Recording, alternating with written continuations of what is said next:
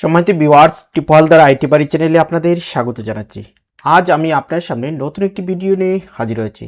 আজ আমি আপনাদের সামনে দেখিয়ে দিব মাইক্রোসফট এক্সেলে কিভাবে একটি রেজাল্ট শিট তৈরি করা যায় এবং সেই রেজাল্ট শিটে কিভাবে মোট নাম্বার বের করতে হয়, অ্যাভারেজ নাম্বার বের করতে হয়, মিনিমাম নাম্বার বের করতে হয় এবং ম্যাক্সিমাম নাম্বার বের করতে হয়। তাহলে দেরি না, চলুন ভিডিওটি শুরু করি। এই কাজটি করার জন্য প্রথমেই আমি একটি মাইক্রোসফট এক্সেল নিলাম। মাউসে রাইট ক্লিক করব, তারপরে নিউ, তারপরে দেখেন এখানে লেখা আছে মাইক্রোসফট এক্সেল ওয়ার্কশিট। আমি এটা নিলাম, তারপরে এক্সেলটি ডাবল ক্লিক করে ওপেন করলাম। এই এক্সেল শিটটি আমি একটু জুম দিয়ে আপনাদের বড় করে নিচ্ছি। দেখেন ডান দিকে প্লাস আইকনে ক্লিক করলে বড় হয়, অথবা কন্ট্রোলে চাপ দিয়ে ধরে মাউসের স্ক্রল বাটন ঘুরালেও এটি বড় ছোট করা যায়। আমি একটু বড় করে নিলাম। তারপরে সবার উপরেই আমি A1 এখানে টাইপ করব result report, REPORT result report. তারপর এই যে A2 সেলে থেকে শুরু করে এই সেলগুলোতে আমরা কি কি বিষয় লিখব এবং তা আমরা আস্তে আস্তে উল্লেখ করে দেব। SL সিরিয়াল নাম্বার, তারপর একটা টেক্সট দেব, পরের ঘরে যাব, লিখতে পারি রোল নাম্বার, তারপরে আরেকটা ট্যাব, তারপর এখানে সাবজেক্টগুলো লিখতে পারি। আমি লিখলাম বাংলা, BANGLA বাংলা, তারপরে ধরেন লিখলাম ইংলিশ, তারপরে লিখলাম ম্যাথ, সায়েন্স অর্থাৎ বিজ্ঞান, SCIENC সায়েন্স, তারপরে লিখলাম বাংলাদেশ ও global studies, Bangladesh and BGB Bangladesh and global studies, তারপরে লিখলাম রিলিজন। এই 6টা বিষয় লিখলাম। তারপরে এখানে লিখব টোটাল নম্বর, তারপরে ঘরে লিখলাম অ্যাভারেজ নাম্বার, ABER অ্যাভারেজ, তারপরে লিখলাম আমি ম্যাক্সিমাম, তারপরে মিনিমাম। তারপরে এটা লেখার পর এখন এই যে সিরিয়াল নাম্বারটা আমি সেখানে এক টাইপ করলাম। টাইপ করার পর এই যে একের সেলটা সিলেক্ট করব, তারপরে কিবোর্ডের কন্ট্রোলে চাপ দিয়ে ধরবো, তারপর এখানে কার্সর টানার পর দেখেন ডাবল প্লাস দেখা যাচ্ছে। এভাবে আমি 5 জন বা 10 জন আমরা সিরিয়াল নাম্বার দিতে পারি। ধরেন আমি সহজ ভাষায় আমি 10 জন শিক্ষার্থীর নাম দিলাম। তারপরে রোল নাম্বারের ক্ষেত্রে আমি আমার মতো করে লিখলাম, যেমন 101। তারপরে এটারে চাপ দিয়ে ধরবো কন্ট্রোলে, তারপর এটা নিচ থেকে টান দিয়ে নিয়ে আসবো আগের মতো করে। এখন এই রোল নাম্বারটা হয়ে গেল।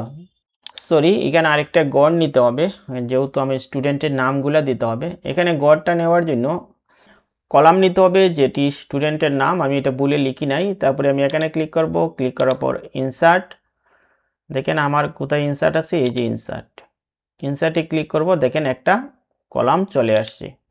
অর্থাৎ যে নামের আগে একটি কলাম নিতে চান এটাকে সিলেক্ট করবেন। এই যে সিলেক্ট করলাম, দেখেন ডি কলাম, তারপর রাইটে ক্লিক করব, তারপর ইনসার্ট, দেখেন একটা দুটা হয়ে গেছে।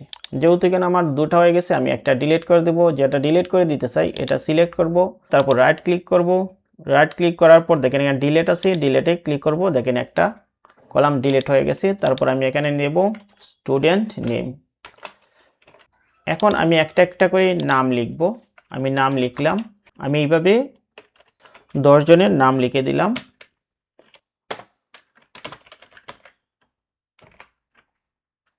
আমার নাম লেখা হয়ে গেছে। এখন আমি বিষয়ের নাম্বারগুলো টাইপ করে দেব। এখানে যেহেতু আমি আর একুরেট নাম্বার দিতে পারছি না, আমি মন গড়াভাবে আমি একটি নাম্বার এখানে টাইপ করে দিচ্ছি।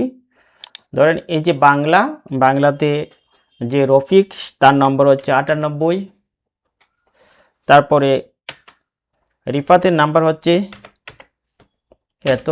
এইভাবে আমার যত মনে চায় আমি সেই নাম্বারটি এখানে টাইপ করে দিলাম।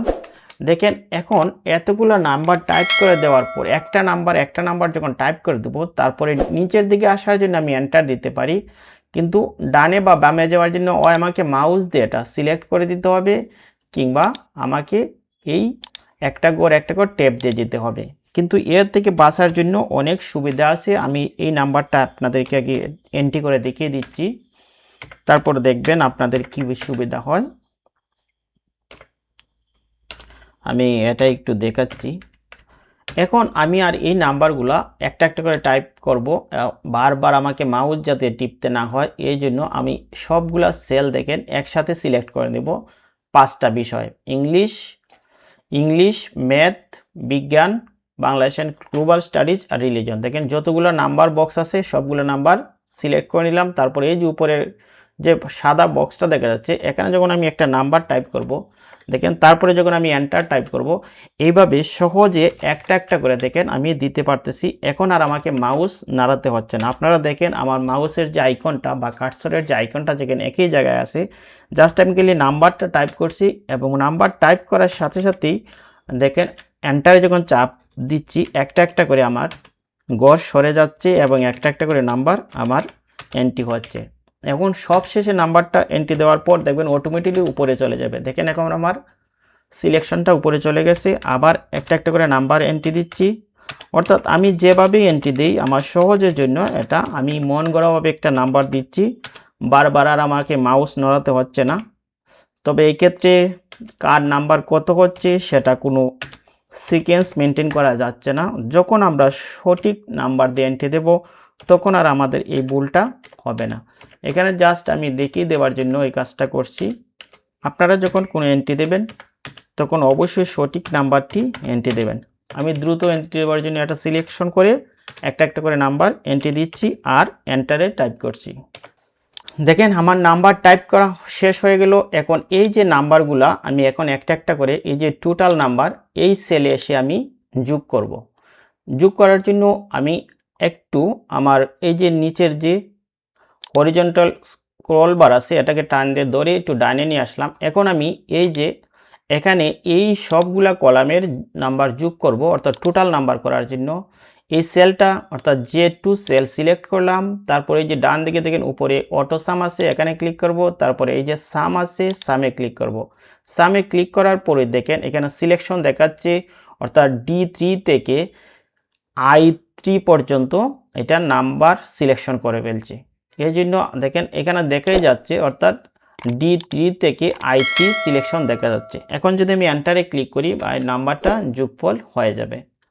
এবং 2 নম্বর শিক্ষার্থী যিনি অর্থাৎ রিফাত তার নাম্বারটি যদি আমি যোগ করতে চাই তাহলে আমাকে এই ঘরে এসে প্রথমে আমার ইকুয়াল টাইপ করতে হবে, তারপরে সাম SUM সাম, তারপরে একটা ব্র্যাকেট দিতে হবে অর্থাৎ ফার্স্ট ব্র্যাকেট। তারপরে এই যে সেলটা যদি আমি সিলেক্ট করে দেই, এখন আমি D4 সিলেক্ট করে দিলাম। দেখেন D4 সিলেক্ট হয়ে গেছে। তারপর এখানে এসে কার্সরটাতে ক্লিক করলাম, আমার সিলেকশন উঠে গেল। তারপর একটা কোলন টাইপ করে দেব। তারপর সর্বশেষ যে সেল অর্থাৎ এই যে I4 আমি এটা সিলেক্ট করে দিলাম। দেখেন এখন দেখা যাচ্ছে আমার কতটুকু পর্যন্ত। তারপর এখন যদি এন্টারে ক্লিক করি দেখেন এটার যোগফলও হয়ে গেছে, অর্থাৎ আমার এটার যোগ হয়ে গেল, এটার উপরের দুইজনের শিক্ষার্থীর মোট নম্বর যোগ করে দিলাম। এখন বাকিগুলো আর আমি যোগ করব না। এখানে সিলেক্ট করার সাথে দেখেন প্লাস আইকন চলে আসছে। এখন এইভাবে টান দিয়ে ধরে নিচে নামাইলেই অটো যোগ হয়ে যাবে, অথবা প্রথম যে যোগটা আমরা করছিলাম সেই যুগে ধরে যদি আমরা এটাকে ডিলিট করে দিচ্ছি, সিলেক্ট করলাম ডিলিট করলাম, প্রথম যে যোগ করছিলাম সেই যোগ করার সাথে সাথে এখানে দেখেন কার্সরটা আনলে একটা প্লাস আইকন দেখা যাচ্ছে কালো, এই প্লাস আইকনে টান দিয়ে ধরে যদি নিচে নিয়ে নিই তবু এটা যোগটা হবে। আবার যদি আমি এটা ডিলিট করে দিই, আমি আবার দেখাচ্ছি আরেকটা পদ্ধতি, সেটা হচ্ছে এই সেলটা সিলেক্ট করব, যেহেতু এটা সূত্র প্রয়োগ করে যোগ করা হয়েছে। এখানে আসার পর দেখেন কার্সরটা আনার সাথে সাথে একটা প্লাস আইকন দেখা যাচ্ছে। এখন যদি একসাথে ডাবল ক্লিক করি তাহলেও এটা অটো যোগ হয়ে যাবে, অর্থাৎ আমি ডাবল ক্লিক করে যোগ করতে পারি অথবা ড্র্যাগিং করেও যোগ করতে পারি। এখন আমার টোটাল নাম্বারটা পেয়ে গেলাম। এখন অ্যাভারেজ নাম্বারটা আমাকে বের করতে হবে। অ্যাভারেজ বের করার জন্য আবার এই সেলটা সিলেক্ট করব K3, তারপরে এই যে অটোসাম আছে এখানে ক্লিক করব। ক্লিক করার পর দেখেন একটা জায়গায় লেখা আছে অ্যাভারেজ, আমরা অ্যাভারেজে ক্লিক করব। অ্যাভারেজে ক্লিক করার সাথে সাথে দেখেন এখানে সিলেক্ট করে দেখাই দিচ্ছে যে D3 থেকে J3, কিন্তু আমাদের অ্যাভারেজ নাম্বার বের করতে হবে 6টি সাবজেক্টের। টোটাল যে নাম্বার সেটা হচ্ছে J3, কিন্তু আমরা তো J3 আমাদের হবে I3 পর্যন্ত, অর্থাৎ D3 থেকে I3 পর্যন্ত। তার জন্য আমাকে এই সিলেকশনটা উঠিয়ে দিতে হবে। উঠিয়ে দেওয়ার জন্য এই যে যেটা আছে যে জায়গায় আমি জাস্ট I টাইপ করে দেব। দেখেন আমি I টাইপ করে দিলাম। আই টাইপ করার সাথে সাথে দেখেন লেখা আছে এই যে D3 থেকে I3 পর্যন্ত নাম্বার। তারপরে আমি এন্টারে ক্লিক করলাম, দেখেন আমার অ্যাভারেজটা চলে আসছে। এখন একইভাবে আমি এটাকে সিলেক্ট করব, করার সাথে দেখেন প্লাসটা চলে আসছে। এখন যদি আমি ডাবল ক্লিক করি, দেখেন সবগুলার অ্যাভারেজ বের হয়ে গেছে। আমরা যদি ডাবল ক্লিক করে অ্যাভারেজ বা যোগ বের করতে না পারি, তাহলে মাউসের কার্সরটা এখানে নিয়ে আসার পর একটা প্লাস আইকন দেখা যাবে। তারপর এই প্লাস আইকন দেখা মাত্রই মাউসের লেফট বাটনে চাপ দিয়ে ধরে আমাদের যেখান পর্যন্ত যোগ বা অ্যাভারেজ বের করার প্রয়োজন এখানে এনে মাউসটা ছেড়ে দেব। দেখেন আমার অ্যাভারেজ বের হয়ে গেছে। এখন আমরা ম্যাক্সিমাম নাম্বার অর্থাৎ সর্বোচ্চ নাম্বারটা বের করব।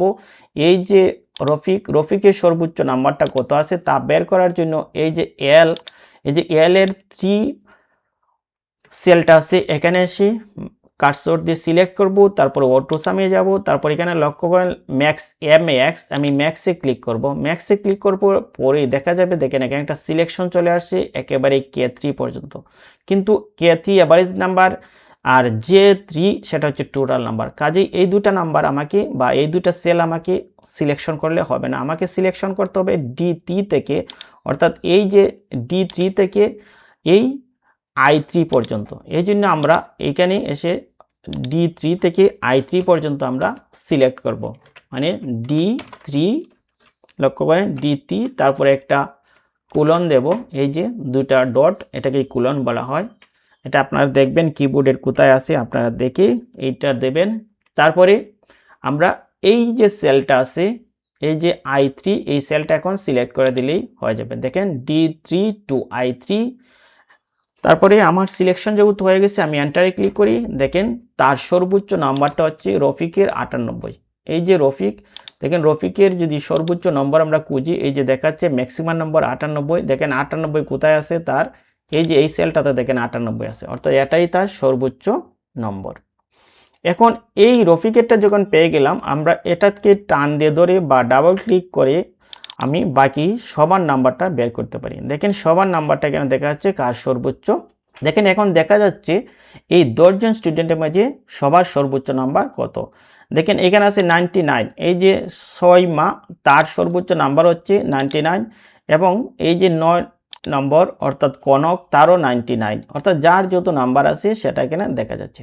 এখন মিনিমাম বের করার জন্য এই যে মিনিমাম সেল আছে অর্থাৎ M3, এখানে কার্সরটাতে সিলেক্ট করব, তারপরে এই যে অটো সাম অপশন থেকে এই যে মিনিমাম NIN এটা সিলেক্ট করব, তারপর আমাকে এখানে দেখাই দিতে হবে D3 থেকে I3, অর্থাৎ D3 থেকে I3, এই জন্য L3 জায়গা কেটে I টাইপ করে দেব I। দেখেন আমার সিলেকশন চলে আসছে 6টা সাবজেক্ট। তারপরে যখন আমি এন্টারে ক্লিক করব, দেখেন এখানে সর্বনিম্ন নাম্বারটাও দেখা যাচ্ছে। এখন ড্র্যাগিং করে এসে ছেড়ে দিলাম, সবার সর্বনিম্ন নাম্বারটা দেখা যাচ্ছে। এখন আমি এগুলো ডিজাইন করতে পারি। কিভাবে ডিজাইন করব, প্রথমেই আমি একটু ছোটো করে নিচ্ছি। ছোটো করে নেওয়ার পর এই যে নাম্বারটা দেখেন এটা ডান দিকে চলে আসছে, এটা যদি আমরা মধ্যে নিতে চাই এই যে লক্ষ্য করেন অ্যালাইনমেন্ট আছে, এখানে দেখেন এই যে সেন্টার আছে, সেন্টারে ক্লিক করলাম মধ্যে চলে গেছে। রোল নাম্বারটাও ঠিক একইভাবে সিলেক্ট করব, তারপর এটারও সেন্টারে দিলাম, এটাও সেন্টারে চলে গেছে। এখন এই যে রেজাল্টটা এই লেখাটার একটু বড় করে নিচ্ছি। বড় করার জন্য এখানে দেখেন এটাতে ক্লিক করলাম, তারপরে ফ্রন্ট কালারটা একটু রেজাল্ট যেহেতু আমি এটারে অন্য কালার দিতে পারি, এটারে গ্রিন দিলাম রেজাল্ট। তারপর এটা একটা একটা করে আমি সিলেক্ট করছি, এটা সিলেক্ট করে দিলাম, তারপরে ফিল কালারটা অন্যরকম দিয়ে যাচ্ছি এটা, তারপরে রোল নাম্বারটা অন্য কালার দিচ্ছি। অর্থাৎ আপনি যে ধরনের কালার ব্যাকগ্রাউন্ড দিতে চান সেটাই দিতে পারবেন, আমি এটা দিলাম। তারপরে নেমটা আমি অন্যরকমভাবে সিলেক্ট করে নিলাম, অন্য একটা কালার দিচ্ছি এটা। তারপরে যে সবগুলা বিষয় যেহেতু আমি একসাথে সিলেক্ট করে নিলাম, এবং বিষয়ের বক্সগুলা আমি অন্য একটা কালার দিলাম সেটা হলুদ। তারপরে যে টোটাল নাম্বার সেটা আমি আবার একটা গ্রিন কালার দিলাম, অর্থাৎ আপনি যেরকম কালার দিতে চান ব্যাকগ্রাউন্ড সেই কালারটা দিলেন। তারপরে অ্যাভারেজ কালারটা একটু হালকা লাল করে দিলাম এটা। আর ম্যাক্সিমাম নাম্বারটা যেহেতু সবার চেয়ে বড়, এটা আমি সোনালি একটা কালার দিই, সিলেক্ট করে নিলাম, তারপরে এই কালারটা দিলাম বা এই কালারটা দিলাম এটা। তারপরে যে ম্যাক্সিমাম যেহেতু এটা সবার মিনিমাম যেটা সবার চেয়ে ছোটো, মানে কম নম্বর, এটাকে আমি যদি এখন লাল কালার দিই, যেহেতু এটা ফ্রন্টের কালারটা দেখেন দেখা যায় না, তখন এটা সিলেক্ট করব, সিলেক্ট করে ফ্রন্ট কালারের জন্য এই যে এখানে গ্রিন আছে এখান থেকে আমি এটাকে সাদা করে দিলাম, দেখেন সাদা করে দিলাম। এখন আমার একটা রেজাল্ট শিট হয়ে গেছে। এখন এই রেজাল্ট শিটটি আপনারা চাইলে প্রিন্ট করে নিতে পারবেন, চাইলে পিডিএফও করে নিতে পারবেন। এখন রেজাল্ট শিটটি সেভ করার জন্য Ctrl+S একসাথে ক্লিক করব, সেভ হয়ে গেছে। এবং এটাকে যদি আমি পিডিএফ বানাতে চাই তাহলে এই যে ফাইল থেকে ক্লিক করব সেভ এজ থেকে রিসেন্ট, যেটা এই যে ডেস্কটপ সিলেক্ট করে দেব। তারপর এখান থেকে এই যে নিচের দিকে লেখা আছে দেখেন এই যে এক্সেল ওয়ার্কশিট, এখানে ক্লিক করব, তারপরে নিচের দিকে দেখেন পিডিএফ সিলেক্ট করে দেব, আর উপরে এটা ব্লক করে লিখব রেজাল্ট, RESULT রেজাল্ট।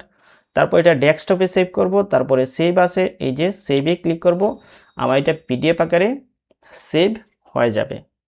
এবং সমস্ত কাজ যখন কমপ্লিট আমরা এটা ক্লোজ করে দিলাম। তাহলে প্রিয় ভিউয়ার্স, এটা যে সেভ করলাম এই দেখেন এই পিডিএফটা এখানে দেখা যাচ্ছে। এটা যদি ওপেন করি আপনারা পিডিএফটা এখান থেকে দেখতে পারবেন এবং এই রেজাল্ট শিটটা আপনারা ইচ্ছা করলে প্রিন্ট করে নিতে পারবেন, যা ইচ্ছা তাই করতে পারবেন। আমি এটা ক্লোজ করে দিলাম। তাহলে প্রিয় ভিউয়ার্স, আজকে ভিডিওটি এখানেই। এভাবেই আপনারা মাইক্রোসফট এক্সেলের মাধ্যমে আপনার শিক্ষার্থীর রেজাল্ট তৈরি করতে পারবেন এবং অ্যাডভান্স রেজাল্ট আরও কীভাবে সুন্দর করে তৈরি করা যায় গ্রেড ভিত্তিক তা দেখিয়ে দিব আমার পরবর্তী ভিডিও। আজকে ভিডিওটি এ পর্যন্তই। ধন্যবাদ সবাইকে। আমার ভিডিওটি ভালো লাগলে অবশ্যই লাইক কমেন্ট শেয়ার করে আমার চ্যানেলের সাথে থাকবেন। দেখা হবে নেক্সট ভিডিওতে।